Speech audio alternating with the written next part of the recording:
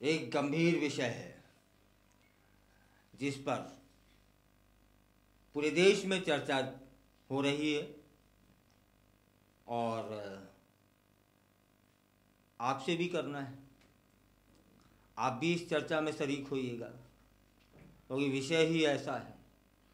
और अभी इस चर्चा को जन्म दिया है आचार्य प्रमोद कृष्णम ने। उनका एक हालिया बयान आया है जिसमें उन्होंने राहुल गांधी और कांग्रेस पार्टी पर गंभीर आरोप लगाए। आचार्य प्रमोद ने कहा कि महात्मा गांधी की कांग्रेस अब मोहम्मद अली जिन्ना के रास्ते पर चल रही है। बड़ा बयान है भाई, बहुत बड़ा बयान है।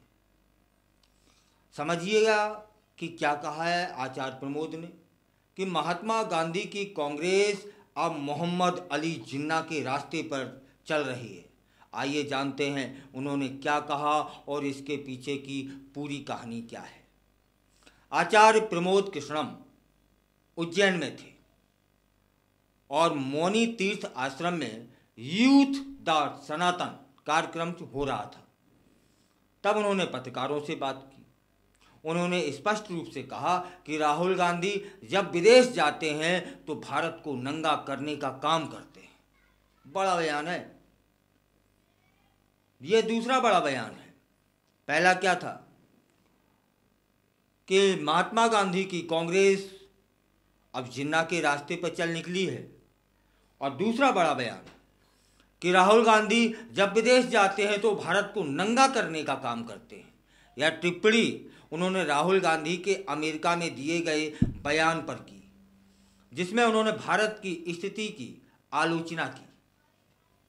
आचार्य प्रमोद ने यह भी कहा कि अगर भारत को विश्व गुरु बनाना है तो हमें सनातन धर्म को और अधिक शक्तिशाली बनाना ही होगा। उन्होंने बताया कि सनातन और भारत को एक दूसरे से अलग नहीं किया जा सकता। उनका ही नहीं, करोड़ों हिंदुओं का भी यही मानना है कि जब तक सनातन धर्म मजबूत नहीं होगा तब तक भारत आगे नहीं बढ़ेगा।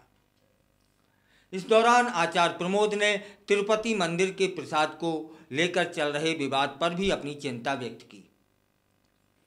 उन्होंने इसे सनातन धर्म को नष्ट करने की एक साजिश बताया। उनका कहना था कि कुछ विदेशी शक्तियां और राजनीतिक लोग मिलकर के भारत को बदनाम करने की कोशिश कर रहे हैं। आचार्य प्रमोद ने और भी कुछ कहा। राहुल गांधी के लिए कहा कि वे उस पार्टी के नेता हैं जिन्होंने देश को आज़ाद कराने में महत्वपूर्ण भूमिका निभाई थी। लेकिन आज कांग्रेस का जो स्वरूप है वह महात्मा गांधी, जवाहरलाल नेहरू और सरदार पटेल की कांग्रेस से बिल्कुल अलग है। कहा कि यह दुर्भाग्यपूर्ण है। कांग्रेस अब जिन्ना के रास्ते पर चल रही है। आचार्य प्रमोद ने लोकतंत्र में भाषा की मर्यादा का भी जिक्र किया। वो कहते हैं कि स्वस्थ लोकतंत्र में पक्ष या विपक्ष दोनों को भाषा की मर्यादा का पालन करना चाहिए। हाल ही में देखा गया है कि कुछ लोग प्रधानमंत्री तक को गालियां दे रहे हैं, जो बिल्कुल अस्वीकार है। उन्होंने वन नेशन वन इलेक्शन और एक विधान एक संविधान के महत्व पर भी जोर दिया। उनका कहना था कि इससे भारत मजबूत होगा और सभी नागरिकों के लिए समानता सुनिश्चित होगी। आचार्य प्रमोद ने पीएम मोदी से इस नीति को जल्द लागू करने का भी आग्रह किया प्रेस के माध्यम से।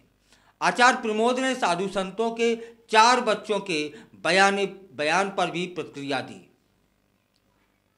और कहा कि भारत की बढ़ती आबादी देश के लिए खतरा बनती जा रही है, इसलिए सरकार को जनसंख्या नियंत्रण कानून बनाना चाहिए ताकि हम इस समस्या का समाधान खोज पाएं।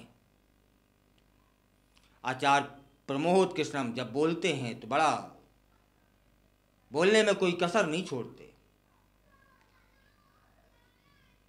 यह भी कह दिया कि हमें अपने सांस्कृतिक मूल्यों को सहेजना होगा ताकि आने वाली पीढ़ियों को एक मजबूत और समृद्ध भारत मिल सके।